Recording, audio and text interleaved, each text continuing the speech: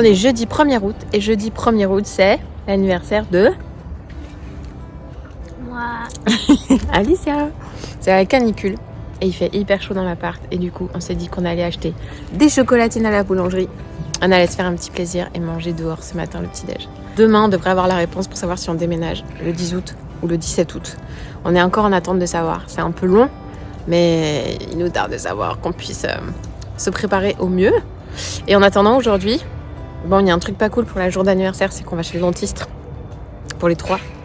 Mais il n'y avait pas d'autre date. Alicia, ça va aller. Voilà. Elle est très cool, elle est très cool. Et après ça, on va aller manger au frais. On va aller manger à Ikea. Et après ça, l'après-midi, sieste, repos pour tout le monde. Et le soir, on va faire la fête au resto avec Alicia et une copine, une voisine. Voilà. Ça va être une journée super cool, super chouette.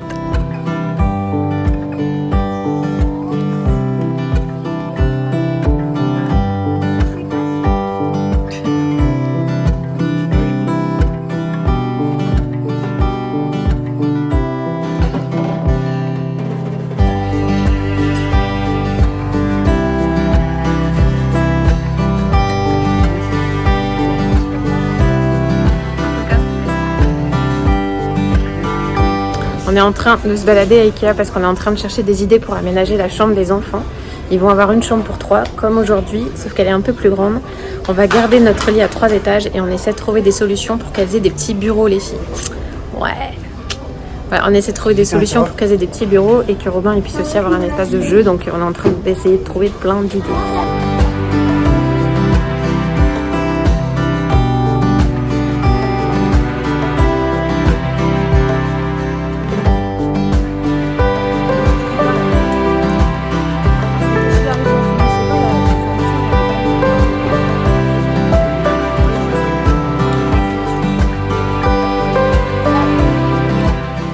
On est le lendemain de l'anniversaire des enfants et je suis en train de gérer les annonces que j'ai mis sur le Bon Coin. J'ai mis plein d'annonces parce qu'on va vendre pas mal de nos affaires vu qu'on arrive dans une location qui est meublée. Alors il y a peu de choses dans cette location mais il y a quand même une cuisine qui est toute équipée et du coup ça fait qu'on ne va plus avoir besoin des affaires qu'on avait dans la cuisine. Il y a certaines choses, elles sont assez anciennes donc c'est pas trop grave si on s'en sépare et on essaie de les vendre actuellement. Donc du coup j'ai fait une bonne liste là d'annonces sur le Bon Coin. Ça part pas aussi vite que ce que j'aimerais mais en tout cas voilà, c'est assez sympa d'être vraiment ça y est dans le côté concret là, concret. On commence à voir que du coup il y a des choses qui bougent et puis c'est l'occasion de se dire qu'on va pouvoir renouveler pas mal de choses au niveau aussi mettre un peu d'argent de côté pour renouveler un peu la déco et puis c'est l'occasion vraiment d'éliminer encore. On avait déjà fait un très gros tri il y a 3 mois de ça dans la maison pour être prêt pour faire les cartons parce qu'on va bientôt démarrer mais voilà, là on est dans la période de vente.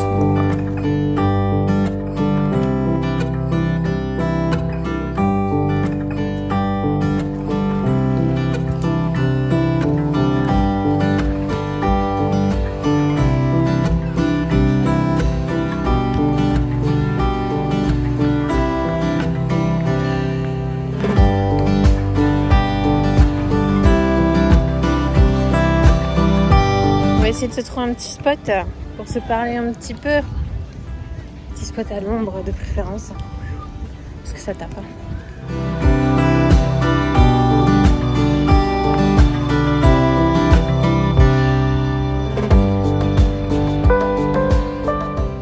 C'est parti pour un petit point situation par rapport au déménagement, où est-ce qu'on en est.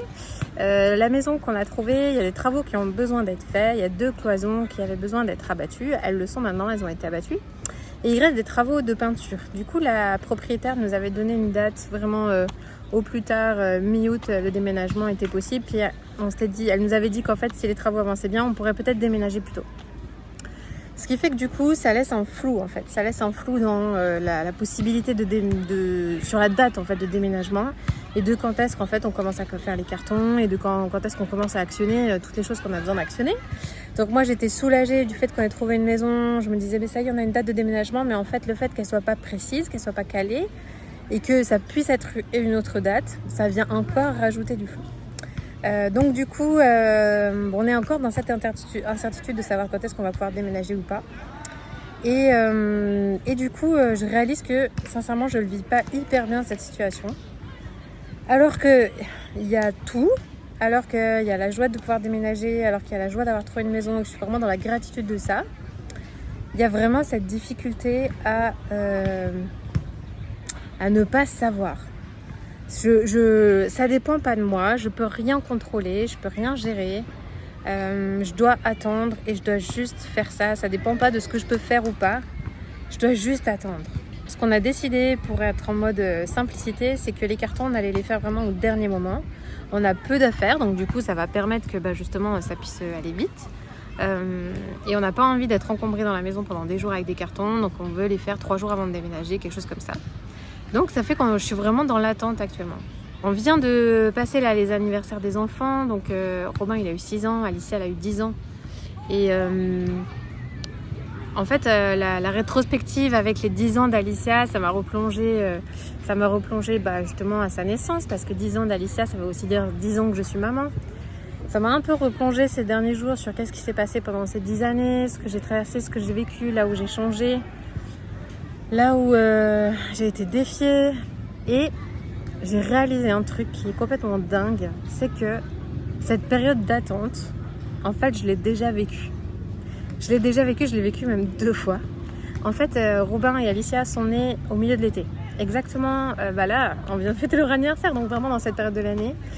Et cette période d'attente pour le déménagement me rappelle cette période d'attente de l'accouchement. Cette fameuse date de terme qui est fixée, mais en fait tu sais pas si ça va arriver avant, tu sais pas si ça va arriver après. Et ce flou qui fait que tu te retrouves dans les 15 derniers jours à être juste dans l'attente, t'as tout préparé, toutes tes affaires pour le bébé sont prêtes, ta valise est prête, tout est là, tout est bon. Et toi, t'attends qu'une chose, c'est que ça se déclenche. Et j'ai l'impression que je suis exactement dans la même situation. Je me rappelle, c'était pour les enfants, du coup, il faisait chaud. J'étais enceinte jusque là, je voulais pas sortir, j'avais rien envie de faire, je m'ennuyais profondément, on restait dans l'appart. Les enfants qui saturaient, qui s'ennuyaient, on est exactement dans la même configuration. Moi, cette situation d'attente, en fait, elle a tendance à ça me bouffe de l'énergie, je sais pas comment dire. Ça me rend lasse, ça me rend passive. J'ai rien envie de faire, je m'ennuie, c'est vraiment pas agréable. Mais tiens, il y a la petite clique qui a fini le trampoline et qui va arriver. Tu veux dire coucou ? Coucou. Je termine ma vidéo, je vous rejoins après ? D'accord. Tu me laisses terminer ? On va au bac à sable. Au bac à sable, ok tac. Il y a Robin qui est là. Donc du coup, cette période d'attente, moi, elle me vide en fait. Elle me vide, j'ai envie de rien. Les enfants, ils s'agacent, moi aussi. On s'ennuie, j'ai pas envie de sortir.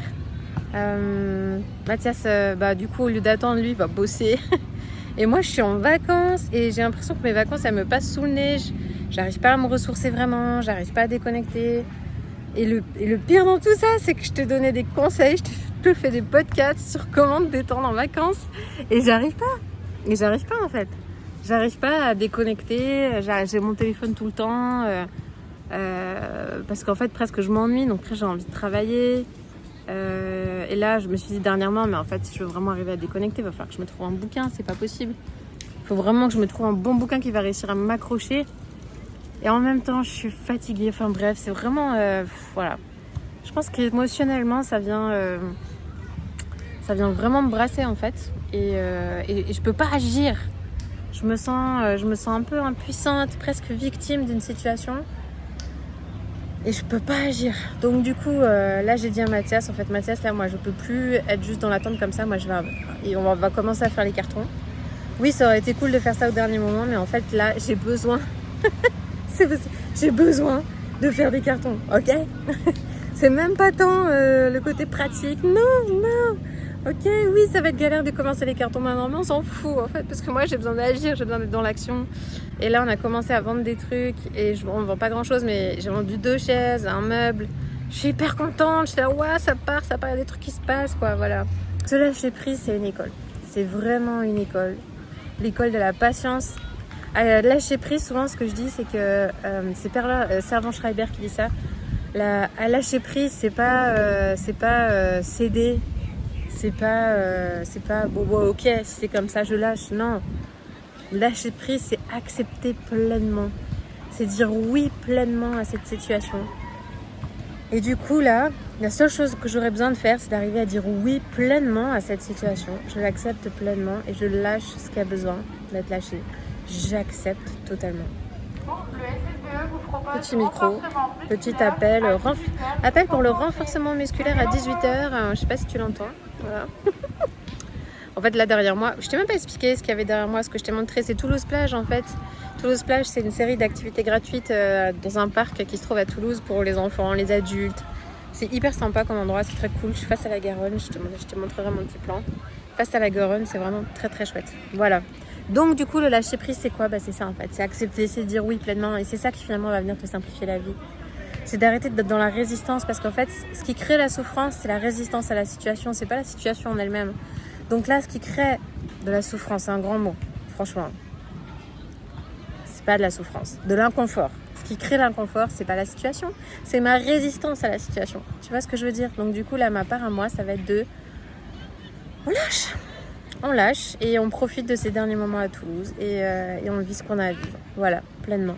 Donc sur ce, dès que j'en sais plus, hein, tu seras tenu au courant, évidemment. Voilà, il me tarde de te montrer les vidéos, on va commencer à s'activer vraiment. Mais pour l'instant, on en est là, voilà. Sur ce, je te dis à très très très bientôt. On se retrouve la semaine prochaine pour de nouvelles aventures. Et d'ici là, prends soin de toi. Ciao!